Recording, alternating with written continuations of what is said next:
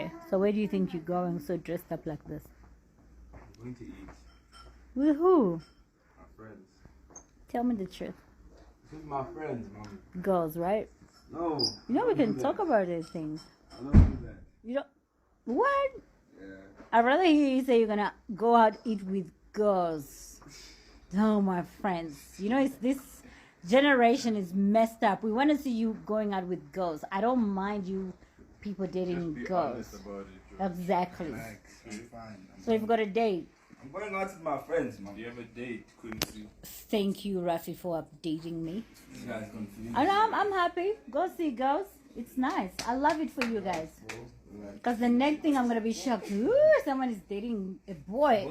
Right? Damn, go see girls. As many as you want. I'm happy about it. I'm okay with it. Yeah.